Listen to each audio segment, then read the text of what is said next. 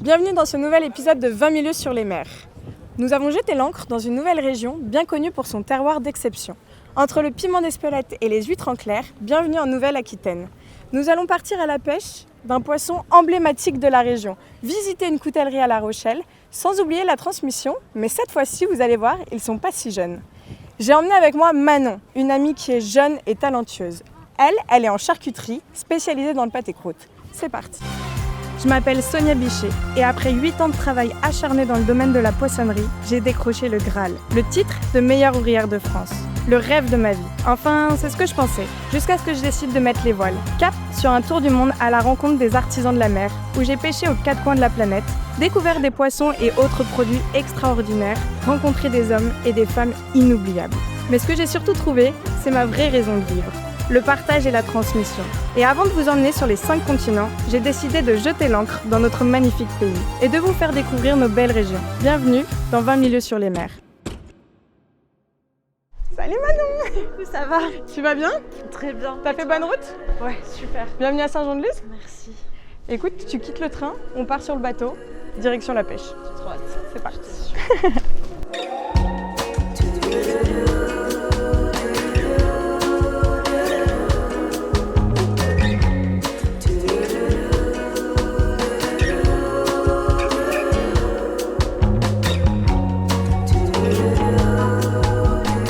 Salut Sonia, salut Manon, bienvenue Ça à va? bord.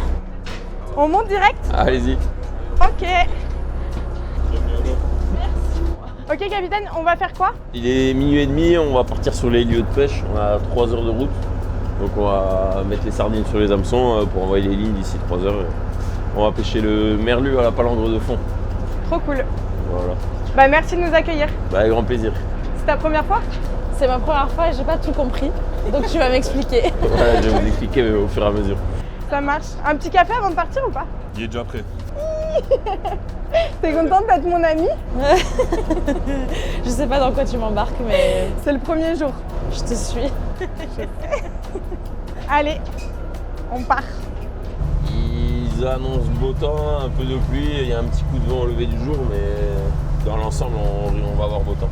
Même si ça va être couvert et qu'il va y avoir de la pluie, il n'y aura pas trop de vent, ça ne devrait pas trop bouger.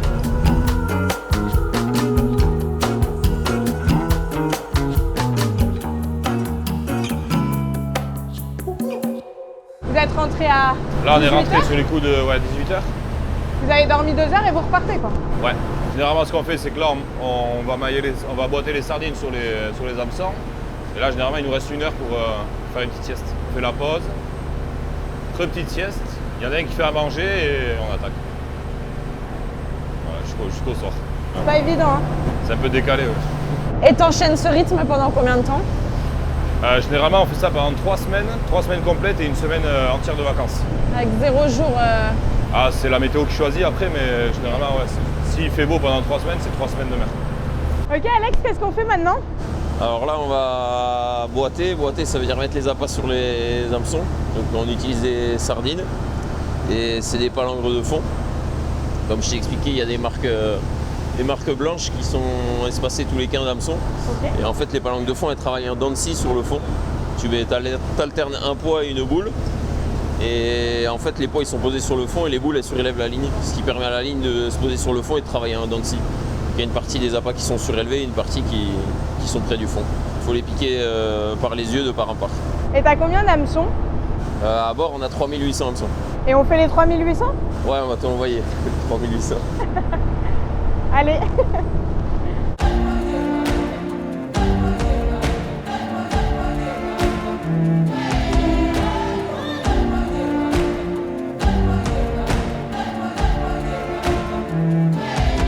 On n'est pas très rapide. Ah mais ils sont déjà finis. Hein. Vous passez combien de kilos de sardines comme ça? Entre 70 et 100 kg de sardines, je pense. Attention à vous. À combien de profondeur on va pêcher? Là, on va envoyer les palangres entre 200 et 300 mètres de fond. Au Pays Basque, on le pêche jusqu'à 400, 450 mètres. Mais après, je sais qu'en Irlande, il le pêche jusqu'à 600 mètres de fond. Oh, c'est incroyable. Et là, c'est quoi toutes les couleurs? Ça, c'est les petits fonds et plus on va vers le violet, plus c'est profond. Non, là, il y a Cabreton et il y a une faille sous-marine là, qui s'ouvre, elle plonge jusqu'à plusieurs milliers de mètres. Donc ici par exemple, tu as plus de 1000 mètres de fond ici. Ok, et là les palangres, tu les poses une par une? Ouais, une par une. Je vais poser une partie à suivre et après on fera un peu de route et je vais aller poser à un autre endroit un peu plus profond. Et elles vont rester combien de temps au fond? On pose de nuit, on laisse les lignes tremper au lever du jour. Et une fois que le jour est levé, on peut commencer à relever les lignes. J'ai hâte de voir ça. Alex, il remonte les hameçons, il remonte la ligne, il me passe les hameçons et moi je dois les ranger. Donc, je dois faire attention que la ligne se range bien et faire attention que les hameçons soient bien placés pour pas que ça tombe dans la caisse ou comme ça. C'est technique tout ça, non? Moi, je veux pas partir à 200 mètres de profondeur. Hein. Non, t'inquiète, tu restes avec nous. C'est fou, on a pêché 15 tonnes de sardines la dernière fois. Et là, on va pêcher le merlu grâce aux sardines. Pas mal, hein? Tu veux, là, tu as on appelle ça la gueule, c'est le poids qui va nous tenir la ligne, qui est maillé au mouillage. Le mousqueton, le gros mousqueton, il coulisse le long de la ligne. Là, Vincent, il envoie les ballons. Donc, tu as le poids qui est en train de descendre, les ballons de l'autre côté. On a le mousqueton avec le départ de la ligne qui coulisse. Moi, je mets un poids. Et là, du coup, tu as les hameçons qui partent, même pas rien.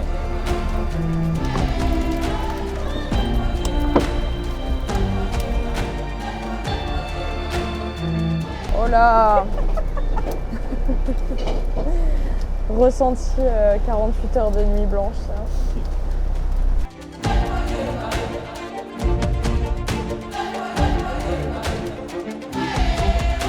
Il faut toujours... Que le fil il soit devant toi. Voilà. En fait, vous êtes tout le temps hyper concentré, non? Bah, il faut Au faire moindre attention. détail, ouais. Faut faire attention, ouais. Du coup, là, j'ai maillé la fin de la ligne. Donc, ce qu'on a fait au départ avec le mousqueton qui coulisse, Ouais. ben, il se passe la même chose à la fin. Donc là, il y a 200 mètres encore, c'est ça? Là, 250, je crois. 250. Hop, avec la gueuse, le poids qui va tenir la ligne. Ah ouais. Tu comprends? Et là, tu as le mouillage, donc la corde qui fait que tu as le ballon en surface. Et là, on met une balise. Donc ça nous permet à l'ordinateur de suivre tout le temps la ligne où elle est.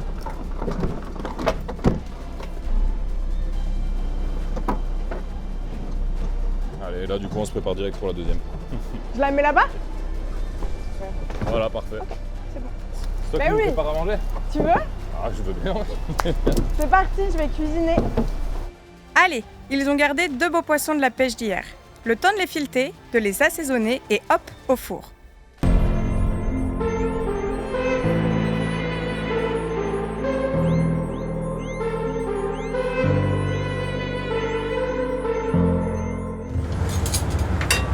Attends que tout le monde monte.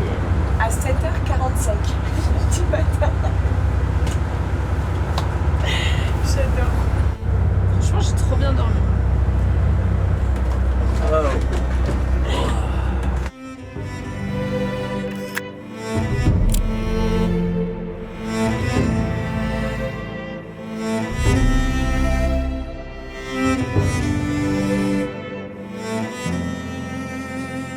Et hier, vous avez ramené combien de kilos? Hier, on n'avait pas assez de... J'avais mal calculé les sardines. Du coup, hier, on avait jeté que 2500 hameçons. Et on a pêché 320 kilos hier. Donc aujourd'hui, il faut au moins qu'on fasse... Au moins 500 kilos.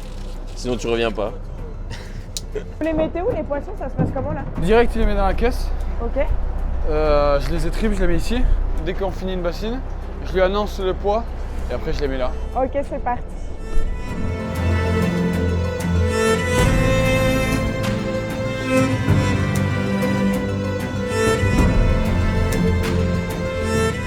C'est un merlu de Saint-Jean-de-Luz. Ça fait 9 heures qu'on est en mer. Premier poisson. T'es capitaine depuis combien d'années? 7 ou 8 ans. Avant, je naviguais sur un autre bateau. J'étais capitaine sur un autre bateau. Il y a 2 ans, j'ai acheté ce bateau pour me lancer moi-même dans ma propre aventure, on va dire. Et t'en es content de cette aventure? Ouais, super content, je ferais pas autre chose. Mais comment tu sais que tu pêches principalement que du merlu? En fait, chaque jour, j'observe les endroits où montent les poissons et je m'adapte parce que le poisson, il bouge en permanence. Donc si, par exemple, sur les passages petits fonds, je pêche du poisson, le lendemain, je vais remonter ma ligne moins profond, quoi. Et si je pêche dans les trous, par exemple, dans les creux, et le lendemain, je vais jeter ma palangre un peu plus profond, quoi. Après, à cette période-là, on est en grosse saison de merlu, donc on vise principalement le merlu. Toi, tu suis les saisons. Ouais. Enfin, on essaye. En fait, les saisons, Les saisons de pêche, c'est les saisons de migration des poissons, quand ils se déplacent, quand ils se nourrissent ou quand ils viennent se reproduire. C'est souvent là que le poisson il se concentre. Respecter la taille, le quota. Voilà, respecter la taille, le quota. Il faut s'adapter aux poissons. Pour l'instant, on est à 5 merlus. 6 kilos.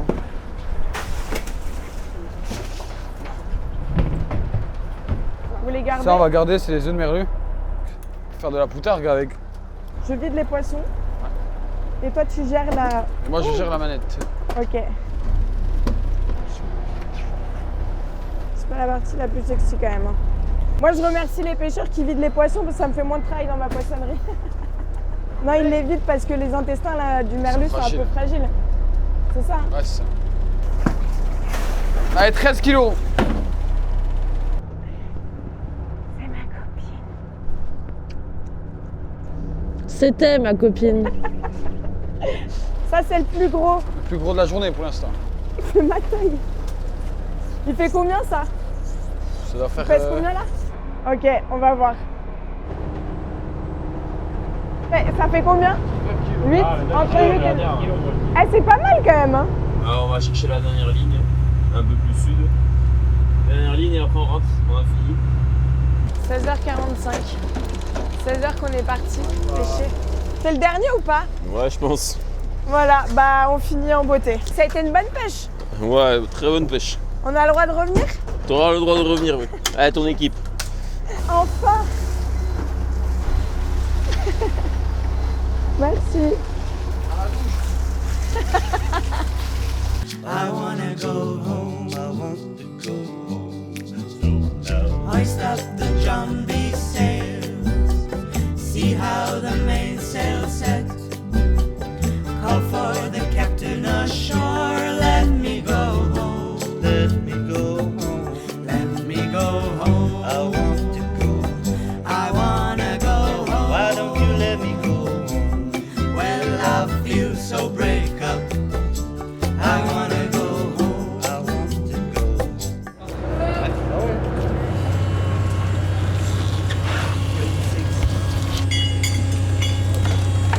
Tiens, Sonia, tu voulais un poisson? Je t'ai ramené le plus beau poisson de la journée. Merci beaucoup. Tu l'as mérité. Écoute, c'est une Vous petite l'avez surprise mérité, pour pardon. Manon, mais c'est un super chef qui va nous cuisiner ça ce soir. Je suis sûre qu'il va sublimer ton produit et qu'il va adorer la qualité. Magnifique. Merci pour la journée. Merci à vous, c'était très sympa. On est tous fatigués, on n'en peut plus, on a tous envie de rentrer. Et ben voilà, et ben on y va. Mais merci et je reviens pour le thon rouge. Tu reviendras pour le thon rouge, avec grand plaisir. John B. sails, see how the mainsail set.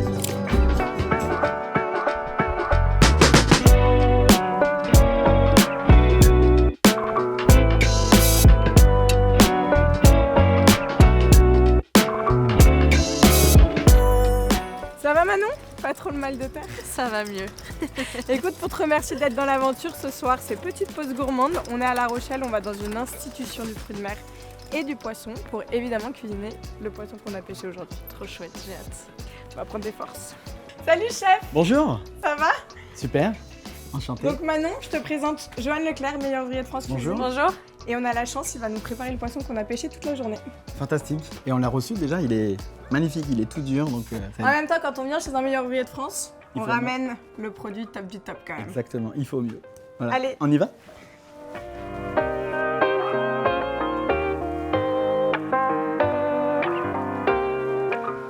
Très beau restaurant.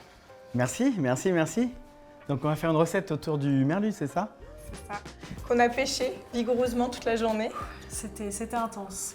Donc il est là, c'est cette belle pièce de merlu. Elle fait combien du coup alors? Tu sais à peu près en poids? Elle fait 8 J'ai quasiment 8 kilos entières. Ah ouais, 8 kilos. Voilà, pêché à la ligne à Saint-Jean-de-Luz. Magnifique. Et déjà, regarde, la lividité, elle est vraiment dure, donc c'est vraiment une pièce très très belle. Ouais.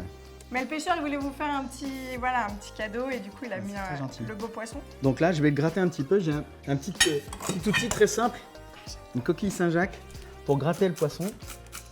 Donc on va juste prélever ce qu'on va avoir besoin pour la recette et puis ensuite on va le repasser au frais. Voilà. Et là, on va pouvoir enlever uniquement ce qu'on va avoir besoin.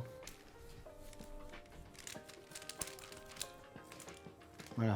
Donc on a prélevé un joli morceau. On va l'accompagner avec un peu d'huile, quelques coquillages. Donc on a quelques moules, on a des palourdes et puis quelques huîtres aussi, histoire de faire un bouillon un peu iodé avec un peu de fenouil, un peu de citron et de gousses d'ail. Voilà, très simple mais très goûteux. Ce qu'on va faire, je vais ouvrir les huîtres et puis on va commencer à colorer le poisson. On va ouvrir les coquillages en même temps dans la casserole. Puis on va faire une petite julienne de fenouil pour agrémenter tout ça. Et puis un petit peu d'ail, un peu de jus de citron et lié au beurre. Voilà, ça va être simple mais efficace, comme on dit. Alors, pour ouvrir les huîtres, une petite assiette, un couteau à huîtres. Hop. La sécurité. La sécurité, donc avec le doigt bien au bout. Exact. Après, il y a tout qui bouge, la main, le reste. Du coup, le MOF Cuisine, Oui. en quelle année? 2007. Félicitations, 2007, parce que le MOF Cuisine, c'est quand même entre le poisson, comme aujourd'hui, la viande, les légumes. Ouais. La pâtisserie. Ah oui. Il y a aussi des desserts à faire. Ouais. Du coup, plutôt viande ou plutôt poisson? Plutôt poisson, moi. Moi, je suis plutôt poisson. Ouais. Je suis fils de marin pêcheur, donc déjà... Mais tu viens de La Rochelle? Ah, moi, je suis La Rochelle, moi. Je suis Rochelais, moi. Et donc, ton père était pêcheur à La Rochelle? Il est cuisinier marin pêcheur à La Rochelle et mon grand-père aussi, tu vois. Et du coup, est-ce que tu penses que c'est ça qui t'a donné envie de faire de la cuisine? Carrément, complètement. Ouais. Complètement, parce que en fait, mon père était quand même beaucoup absent. Et quand il arrivait, c'était la fête. Et il arrivait avec la partie, la godaille, comme on dit. Et puis avec ça, il y a les voisins, la famille, tout le monde était là. Et j'avais associé ça un petit peu, la cuisine, avec le retrouvail de mes parents. Parce que c'était pas simple de le voir qu'une fois tous les 15 jours. Et là, c'était parfait. Donc ça m'a donné envie. Et aujourd'hui, voilà. Je suis meilleur riz de France et on tient le bar en bray. Voilà. Bah franchement, bravo. Donc ce qu'on va faire, avant de le cuire, le merlu, on va le fariner un petit peu. Alors pourquoi? Parce que ça va apporter un peu de croustillant, ça va l'empêcher de coller. Et puis ça apporte quelque chose quand même. Ça rajoute du croustillant, une belle coloration. On pourrait fariner avec d'autres farines? Avec une farine de riz, bien sûr, avec une farine de maïs. On a beaucoup de sans gluten bien maintenant sûr, aussi. bien sûr. Donc là, dans une poêle bien chaude. On le farine que d'un côté. Que d'un côté, parce qu'on va le cuire à la ligne latérale. En fin de compte, ça va être notre curseur de cuisson en fait. J'adore ce bruit. Donc là, ça va empêcher d'adhérer. On va mettre un peu de fenouil, un peu de persil avec. Donc là, on essaie de faire des copeaux assez fins. Là, je prends une petite gousse d'ail pour donner un peu d'aromatique. Je les ai coupées grosses, comme ça, ça va juste apporter du goût, mais on va pouvoir les récupérer, on ne sera pas obligé de les manger comme ça. Voilà. On va déjà mettre un peu de beurre, un petit peu de sel. Donc là, on est pas mal là déjà. Là, on arrose. On arrose. Alors pourquoi on arrose en fait? Parce que là, on vient de transformer le beurre en beurre noisette et la caséine et le petit lait, en fin de compte, du beurre a pris une coloration. Et le fait de faire ça, il se dépose dessus et ça concentre le goût, en fin de compte, du beurre sur le poisson. Ouais. On ne mange pas tout ça en beurre, c'est juste pour la cuisson. Voilà. Donc là, on l'arrose bien. On va pouvoir ajouter le fenouil. Là, pour voir s'il est cuit, on appuie dessus comme ça. Et si c'est un peu ferme encore, ça manque un peu, mais il ne manque pas grand-chose. Il faut toujours compter aussi sur le temps d'inertie. Donc le temps d'inertie, c'est un petit peu le repos du poisson en fait. Donc là, je vais pouvoir le retourner. Le fenouil, on va le déposer au centre. Le beau morceau de poisson, comme ça. Et là, il est parti pour le temps de repos, le temps qu'on cuise les petits coquillages en fait. Donc là, on augmente le feu. On met les palourdes en premier. Parce qu'elles cuisent plus longtemps? Ouais, c'est plus long, ouais. C'est un peu plus long à cuire. On va même les couvrir. Là, elle commence déjà un petit peu à s'ouvrir. On va mettre les moules. Et là, on fait la recette avec du merlu. Est-ce qu'on pourrait faire la même chose avec n'importe quel poisson blanc? Ça marcherait? Exactement. Ouais. Même un poisson plat comme le turbo, la sole, ça marche aussi très bien. Okay. Donc là, on va couper un peu de persil, du moins hacher un petit peu. Manon, tu cuisines du poisson? Beaucoup, mais souvent meunière. Du coup, je farine pas mal les poissons pour le coup. C'est très bien. C'est plus pratique. C'est pas gastro. C'est voilà. pas gastro, mais c'est pas gastro, mais pour la maison, c'est pratique. Voilà. Cuisson au four aussi, d'ailleurs. Un demi-citron jaune, un demi-citron vert. On va pouvoir mettre 3-4 olives pour les réchauffer. Le persil. Et là, on est en train de faire un beurre qui est un petit peu monté, en fait, avec le jus des coquillages plus l'excédent du beurre qu'on avait tout à l'heure. Un peu de citron, un peu de citron vert, un peu de piment d'Espelette. Donc on va récupérer justement ce beurre, comme ceci là, dans les coquillages. On n'est pas loin de la vérité comme on dit. On va mettre quelques palourdes et quelques moules.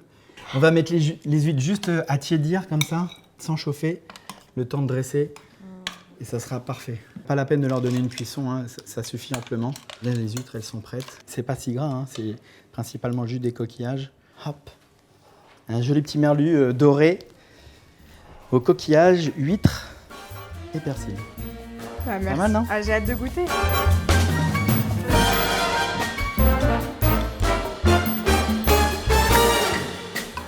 Allez, c'est parti. Hop. J'ose pas. Écoute, manger dans l'assiette de Demoff. Je pense qu'on n'a pas tous l'occasion de le faire, donc j'en profite. Et encore Allez. mille merci parce que Avec grand plaisir. c'est pas tous les jours qu'un meuf cuisinier me fait à manger nous. Ah bah français. C'est délicieux, la sauce elle est excellente. Après une bonne nuit de sommeil, nous voilà prêtes pour une nouvelle journée.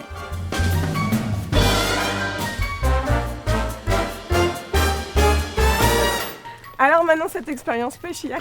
Intense. Ah, c'était pas simple, mais c'est un très beau métier. Et je pense que je mangerai plus jamais du poisson comme avant. Écoute, je suis contente de l'entendre. En Merci. attendant, je pense que ma voix est restée sur le bateau. Et aujourd'hui, je t'emmène dans un nouveau lieu. Est-ce que tu reconnais un petit peu? J'ai cru voir des huîtres. C'est ça, on est dans les Clairs à Marennes-d'Oléron. Et en fait, au mois de juin, il y a un petit animal qui se niche aussi à l'intérieur avec les huîtres, qu'on connaît trop peu, ça crée une symbiose. Et il y a Simon de chez David Hervé qui va nous expliquer ça. Ok, je te suis. Salut Simon, Salut Sonia. ça va? Oui, bien. Je te présente Manon, Enchantée. je fais des pâtés en croûte. Ok, ça marche. Voilà, mais j'adore les huîtres. Ici, il faut savoir qu'on mange les huîtres dans la tradition avec du pâté. Ok. Ah ouais, sur le bassin de Marennes-Oléron, les vieux briscards mangent ça comme ça, avec ce qu'on appelle nous le grillon charentais. Bah voilà, tu vois, je ne savais pas, Voilà, mais donc je le lien est bien. fait. On va aller voir ce qui se passe du côté des Clairs, C'est ça. avec les crevettes et les huîtres. Ah, trop cool. Tu montes là, là? Ouais, vous pouvez monter là. C'est bon. Je suis sûr, sans problème.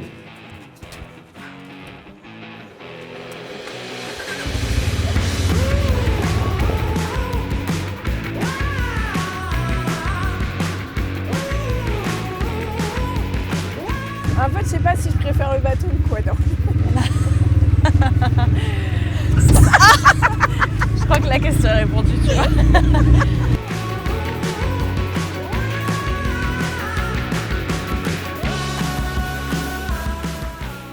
On est arrivé. Donc on est devant une claire. Ok. Les clairs, c'est d'anciens marais salants qui servaient à l'époque de la gabelle essentiellement et qui ont après été abandonnés. Et les ostréiculteurs ont eu l'idée de mettre les huîtres qu'ils cultivaient en mer dans les clairs pour essayer de voir ce que ça allait donner dans ces bassins un peu protégés des éléments extérieurs. Et ça a été une super idée, dans le sens où ça a permis de faire de l'affinage. Et l'affinage, en quelques mots, c'est la possibilité pour l'huître de créer de la chair et de grossir dans un environnement ultra riche en phytoplancton. Donc qui va avoir un goût particulier et une huître qui est aussi isolée de toute pollution extérieure. C'est vrai qu'ici, elles sont très protégées. Et du coup, l'eau à l'intérieur, c'est de l'eau de mer et l'eau de la Seudre. C'est ça, exactement. En effet, il y a un apport d'eau douce et un apport de l'océan qui se fait pour nous dans la Seudre et on fait boire nos marées, c'est-à-dire que quand il y a les grandes marées, les grands coefficients, on ouvre tous nos tuyaux qui protègent les clairs et on fait rentrer l'eau. Ça nous permet d'avoir un apport d'eau fraîche et de remplir nos clairs. Les huîtres, après, peuvent grandir pendant 6-8 mois pour les pousses en clair. Et vous avez combien de clairs du coup? Alors nous, on a plus de 20 hectares de clairs Ok. en eau. Donc oui, il y a tout l'environnement autour de nous est composé de clairs. Et toi, qu'est-ce que tu fais du coup vraiment ici? On travaille des produits comme la crevette, l'huître essentiellement, et la palourde de clair aussi, en affinage. Et moi, j'ai entendu le mot crevette. Oui, des crevettes qui sont assez méconnues en France, des crevettes impériales, et qui vont être vendables d'ici juillet-août, avec des belles tailles. On sera sur une crevette de cette taille-là. Ah, c'est trop cool. Et aujourd'hui, je peux vous en montrer, mais elles sont au stade juvénile, donc elles sont encore toutes petites. Mais quelle est l'idée de mettre des crevettes avec des huîtres? C'est on va dire la magie de la symbiose. Nous, à la base, on est ostréiculteurs. Ouais. Et on avait un gros problème, c'était le développement d'algues dans les clairs. Ça empêche l'huître de croître normalement. Il y a beaucoup d'oxygène qui va être puisé par les algues. Donc, ce que les ostréiculteurs ont trouvé comme solution, c'était de se dire pourquoi pas mettre des crevettes dans ces bassins-là. Les crevettes, elles vont aller fouiller dans la vase pour trouver leur nourriture. Nous, on nourrit rien. Les crevettes, elles sont autonomes. Elles viennent chercher les vers au fond de la vase. elles vont remuer les sédiments vont entrer en suspension dans l'eau et le soleil ne va plus pouvoir faire la photosynthèse nécessaire au développement des macroalgues. Donc pour nous, c'est incroyable parce que le phytoplancton qui est nécessaire à la croissance des huîtres va pouvoir proliférer et les crevettes vont pouvoir se nourrir en toute tranquillité. Donc nous, c'est un couple qu'on aime beaucoup ici. On essaye d'en attraper? Allez, on peut essayer. Mais pourquoi essayer? 2 jours, c'est un peu plus compliqué parce qu'elles vont s'enfouir dans la vase pour fuir les prédateurs, notamment les hérons, les aigrettes, Ok. qui viennent picorer un petit peu dans la claire. Ouais, parce que t'en as plein là, des oiseaux quand même. Ah ouais, ici, Natura 2000, il y en a partout. C'est profond, une claire? Alors non, c'est pas très profond. On essaie de garder un niveau d'eau à peu près au niveau des genoux, un peu au-dessus des genoux. On peut les remplir un peu plus quand on sait qu'il va y avoir des grosses chaleurs, évaporation de l'eau, on sait qu'on va perdre. Et nous, il ne faut pas oublier qu'on est tributaire des grandes marées. Donc on ne peut pas remplir quand on veut. En été, on peut remplir 2 fois en août, 1 fois en juillet peut-être et 1 fois en juin. Ok. Donc, il ne faut pas se rater, on a 3 jours, il faut tout remplir. Ok. Il faut savoir que la densité de crevettes, elle est ultra faible. Ok. On a 2 crevettes au mètre carré. Ah oui. Ça fait pas beaucoup de crevettes quand même. Non, du coup, c'est un élevage vraiment extensif. Hein. On est loin des densités des crevettes tropicales.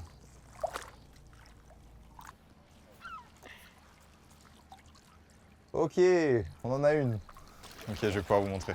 Alors, elle est là. Mais elles sont toute minuscules. petite. Elle fait combien? Elle fait genre, je sais pas, 4 cm? Ouais, là, elle est toute petite. Ouais. Et c'est vrai qu'elle va grossir assez rapidement. Il y a vraiment profusion de nourriture pour elle, plein de petits vers. Donc elles vont pouvoir grandir jusqu'au mois de juillet, août. Et à partir de août, ça s'appelle des tailles vendables, hein, 30 grammes environ. On revient dès qu'elles sont à taille adulte. Avec plaisir. Et on en goûte. Donc là, les crevettes, il y a des huîtres aussi? Ouais, on a des huîtres juste à côté. Elles sont mises en casier là au fond de l'eau.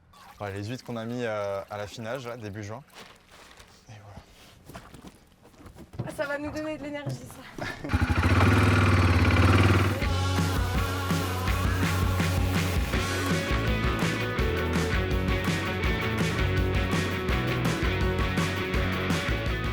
Tu peux juste nous dire les critères, enfin la pousse en clair, parce que ça c'est pareil, c'est un produit qui est un peu méconnu. Pousse en clair, c'est un produit vraiment méconnu. Au même titre que les crevettes, c'est un élevage extensif. On a 2 huîtres au mètre carré et 8 mois d'affinage. La particularité de la claire, c'est le goût qu'elle va donner à l'huître. En fait, c'est une longueur en bouche, la pousse en clair, tout simplement. On goûte? Bah, j'attends. T'es tellement silencieuse. Donc là, sur la pousse en clair, on a près de 18% de taux de chair, grâce au fait qu'elle ait pu être affinée en clair. Elle vient de la mer, elle vit à peu près 2 ans, 2 ans et demi en mer. Et nous, on vient finir le cycle de croissance dans les clairs pour de l'affinage. C'est ce qui a fait la renommée du bassin depuis des années. Par contre, on aurait pu avoir un petit bout de pâté là, t'aurais pu nous ramener un petit bout de. Hein? On y La pensera la prochaine prochaine fois. Bon, on va revenir. Parfait. D'abord nature. Merci. Merci beaucoup de nous avoir accueillis. Avec plaisir. À tes huîtres, à tes crevettes et à toi Manon. À toi. Je crois qu'il n'y a rien à dire. Et bah Génial. écoute, merci. Merci Moi je pense beaucoup. qu'on peut en manger quelques-unes quand même. Je peux les ouvrir si tu veux. Merci.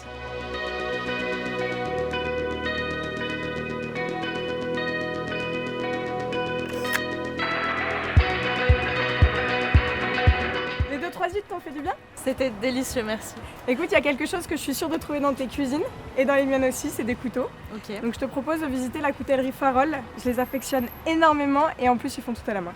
c'est parti. Salut! Salut. Bonjour! Comment tu vas? Bien et toi? Bah écoute, trop contente d'être ici.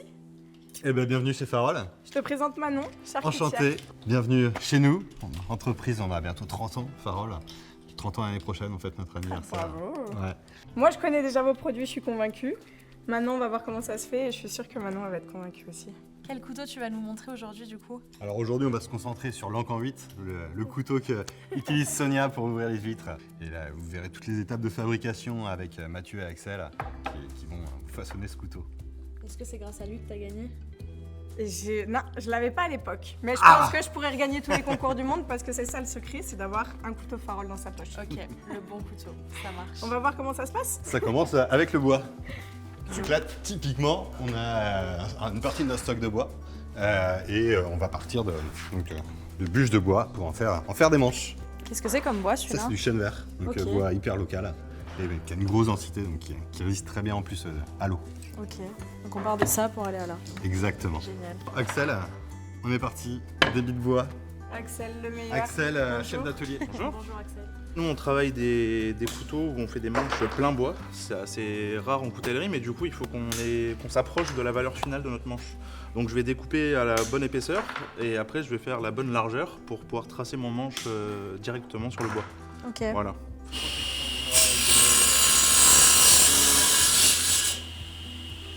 Dans la coutellerie traditionnelle, quand on fabrique, on a une base de couteau qui est montée avec une mécanique, avec des platines et un ressort métallique qui est habillé après avec des plaquettes en bois qui fait le décor sur le manche. Nous, on travaille des manches, ce que j'appelle plein bois, c'est-à-dire que le manche est travaillé dans la masse et la mécanique se fait après. Il n'y a pas toute cette partie intérieure métallique qui donne beaucoup de poids au couteau. Et du coup, il faut qu'on soit sûr de nos épaisseurs, de notre largeur. Il faut que je puisse faire mon manche directement dans le bois. Ok. Voilà. Du coup, là, tu vas tracer ton couteau? C'est ça, là je vais tracer mes différents manches sur les tasseaux et puis après je vais les découper pour m'approcher de mon manche final. L'atelier des artistes. C'est ça. Donc avant toute chose, on vérifie qu'il n'y ait pas une gerce ou quelque chose qui empêche le bon fonctionnement du couteau à la fin. Donc là, mon tasseau est bien. Le bois, ça reste un matériau vivant, donc il peut y avoir des gerces dans le bois, donc comme des petites craquelures, le fait que le bois ait vécu en extérieur. Donc on vérifie toujours pour pas faire un manche pour rien ou qu'il n'y ait pas un problème de solidité. Voilà. Ok. Je vais découper ça et puis je vais en faire des ébauches de manches. Donc la scie à ruban, donc je vais pouvoir découper mes tasseaux. Ça va ressembler un peu plus à un manche. D'abord je vais les séparer.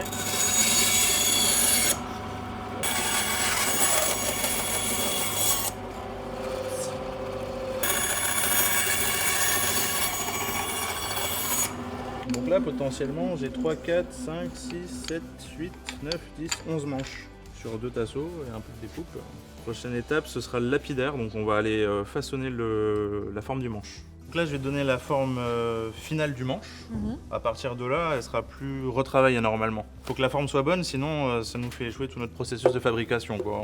On revient en arrière.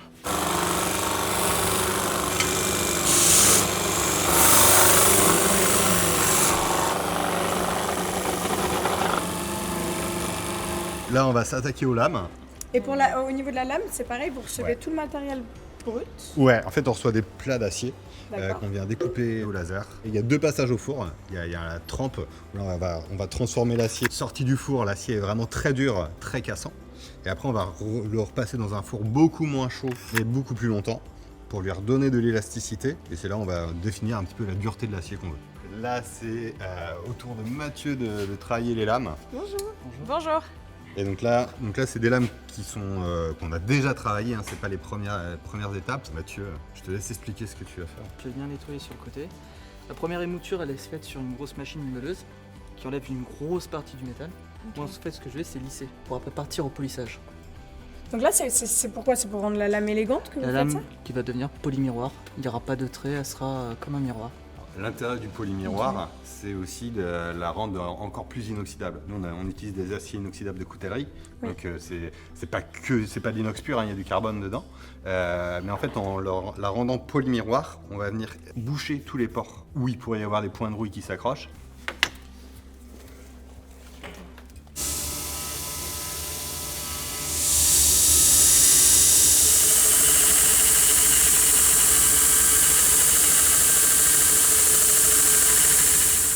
T'en as une brute et une que tu viens de faire pour qu'on voit la différence?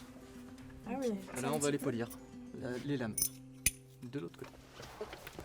C'est délicat comme travail quand même.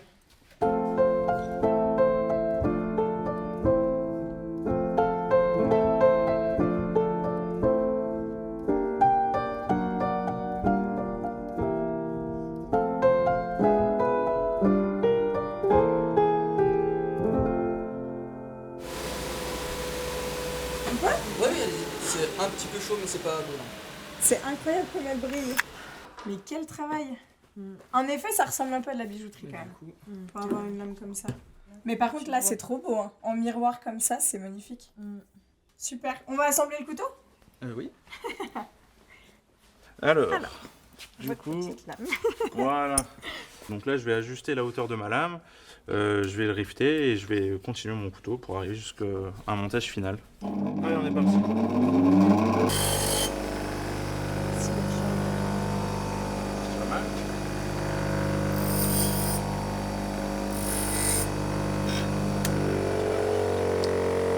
Donc là, le tout, c'est d'écraser le métal vers l'extérieur, de sorte à ce que ça se bloque et que ça ne sorte plus. Et de faire en sorte que mon couteau tienne bien. Voilà, tout simplement. Là, je mets mon ressort et puis après, oui, ça va être couteau fini, affûtage et c'est bon. Il ne manquera plus qu'à aller ouvrir des huîtres. Tu peux l'amener en boutique. Comme ça, on va Allez. voir les autres couteaux. Ok. Je te laisse découvrir la caverne d'Ali Baba. Regarde-moi tout ça. Génial, j'adore. Vous avez combien de couteaux différents là? On a entre 20 et 30 modèles. Aussi bien sur la table, la cuisine là-bas et après tout ce qui est couteau pliant, vraiment des couteaux aussi pour la navigation. Et regarde, on n'en a pas trop parlé, mais Farol, ils font des pochettes à couteau. Des étuis. Des On a étuis. une maroquinière dans l'équipe. Mais tu sais, le but de l'émission, c'est quand on a un poisson dans notre assiette, c'est de voir tout ce qui s'y passe, tous les humains, toutes les étapes. Mais en fait, quand j'ai un couteau dans la main, je sais pas si t'es d'accord, mais je vais repenser à cette journée et il y a tellement de minutie, de savoir-faire. C'est vraiment de l'artisanat et une belle tradition. Ouais, et puis nous, c'est un artisanat au service de l'artisanat. Eh, pas mal. Donc, moi, j'ai déjà des couteaux Farol pour ouvrir mes huîtres parce que c'est les meilleurs. J'espère que dans ta charcuterie, on verra des couteaux Farol. On va aller regarder les couteaux de chef.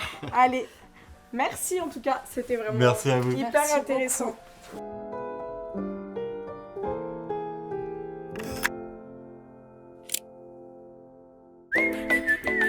C'est déjà la dernière journée de l'aventure.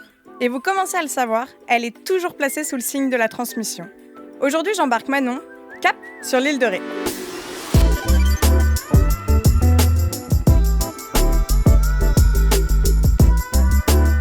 Manon, pour cette dernière journée, on est à l'île de Ré, sur la plage. Grand soleil, j'adore. On part faire des plateaux de fruits de mer parce que c'est une grosse étape de ma vie. En 2020, j'ai gagné la Coupe du Monde des écaillés. Ok. Et c'est un métier en fait qui m'a fait voyager partout dans le monde, donc ça me tient beaucoup à cœur. Donc je suis Sébastien sur les réseaux sociaux qui fait des plateaux mais super beaux. On va faire des plateaux de fruits de mer et après on va les livrer dans une villa senior à La Rochelle.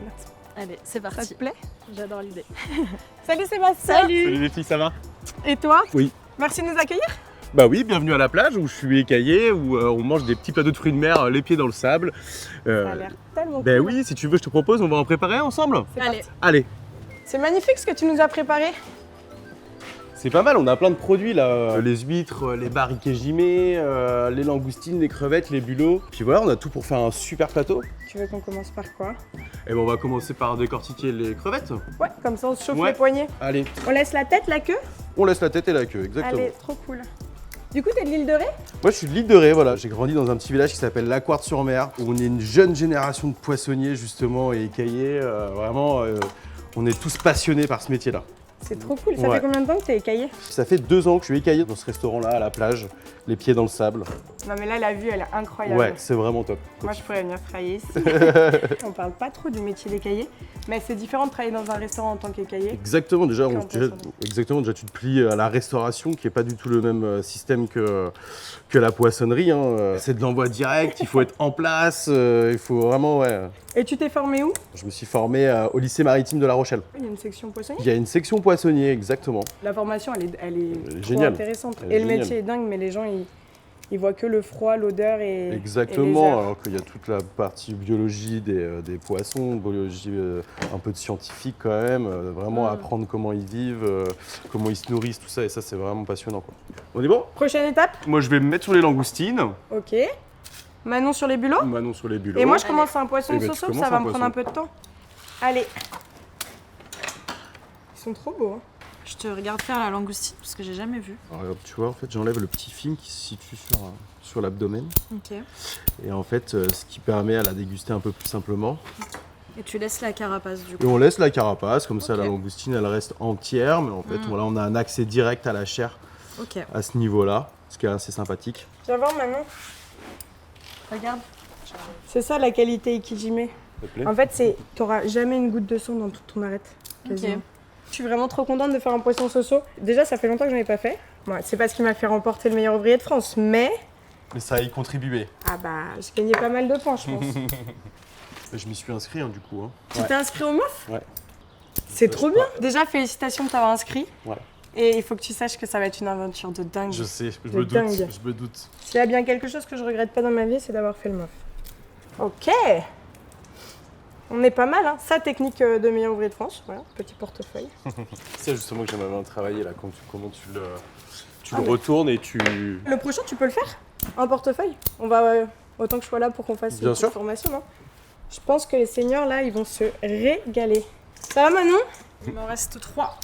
Là, j'ai fini mon portefeuille, j'ai sorti mes filets et je vais me lancer sur le poisson soso. C'est quoi le poisson soso? Raconte-moi. En fait, le poisson soso, c'est à la finale des meilleurs ouvriers de France, on a une technique libre. Donc, soit on invente, soit on reprend. Okay. Et en fait, le portefeuille, ça, c'est une technique de poissonnier. Donc, normalement, c'est pour mettre au four sans arrêt.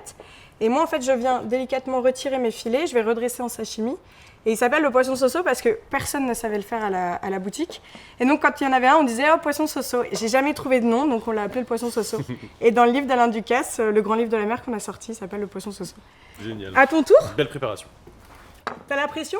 Un petit peu, ouais. Bah ouais, faire un portefeuille à côté de toi, ouais, ça me met un peu la pression. Je vais te montrer comment couper l'arête Sectionner pour que derrière, ça soit très délicat quand tu l'enlèves. Ça marche. Tu vois, en fait, l'arête de ton poisson, c'est comme la colonne vertébrale qui est dans notre dos. Bien sûr.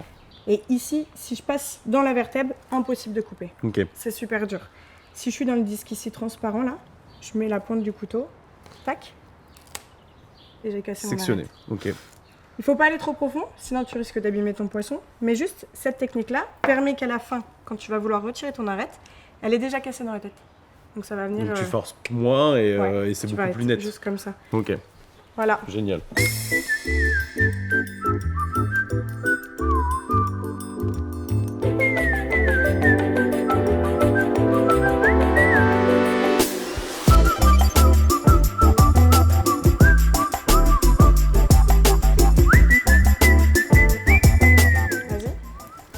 Voilà. Et là, tu as ton petit ciseau dans l'autre main. Et là, hop là. Génial. Génial. Merci pour l'astuce. De rien. Donc là, on a tout fini. Okay. On va procéder au dressage d'un plateau. Ok, et qu'est-ce que c'est le secret pour bien dresser un plateau? Alors, le secret pour dresser un beau plateau, c'est simple. On va mettre en valeur les couleurs. Okay. On va surtout respecter une règle d'hygiène qui est très importante dans un plateau. C'est séparer tout ce qui est vivant et le cru du cuit. Okay. Voilà, donc on va respecter cette règle d'hygiène et grâce à ça, on va réussir à mettre en valeur avec du volume, de la couleur et voilà, qu'il y ait du peps dans le plateau et que visuellement, voilà, ça soit super joli.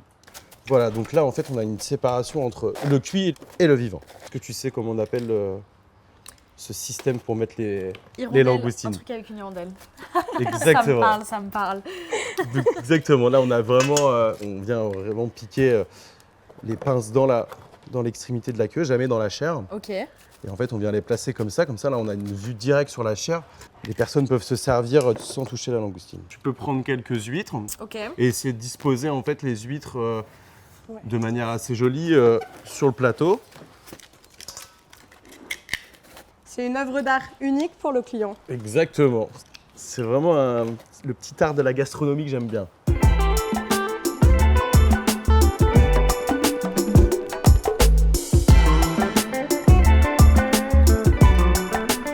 Ok, bon bah tout est prêt du coup? C'est bon? Ouais. On peut y aller? On part livrer? Allez, on part livrer. Allez, dans le camion.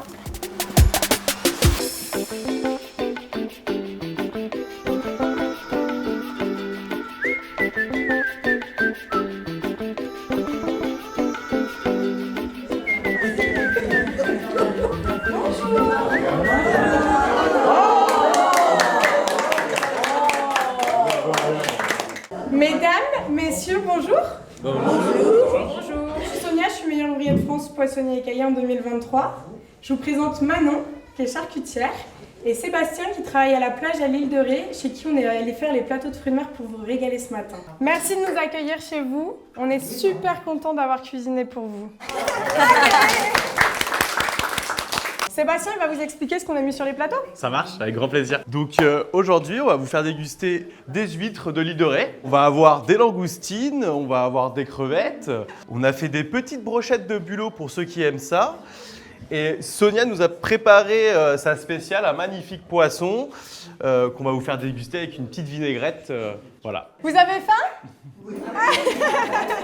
Alors, je vous montre le plateau et puis après, on vous sert les assiettes, ok? Oui. Regardez. Wow. Et des petites crevettes qu'on a décortiquées parce qu'on vous a tout préparé pour que ça soit sans fromage. Qu'est-ce que c'est au milieu? C'est un bar. Regardez. Oh, super. En plus, c'est bon. On n'a pas encore goûté. Allez, on va vous servir. On va les chouchouter, donc on va les servir à table. Puis on va redresser des belles assiettes. Je pense qu'il faut que je compte les crevettes parce que s'il y en a une de plus dans une assiette, je risque de me faire taper sur les doigts. Le petit citron.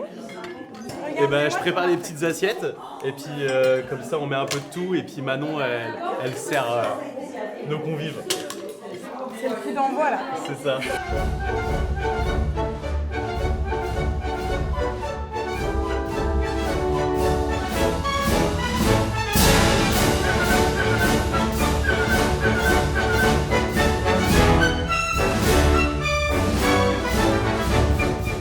J'ai été ostréiculteur, mon père. Ah, c'est génial.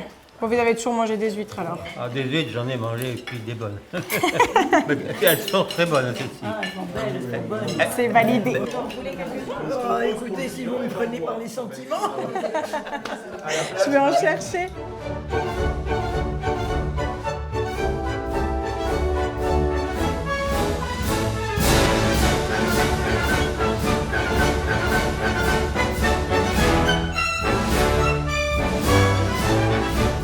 Merci à tous. Santé.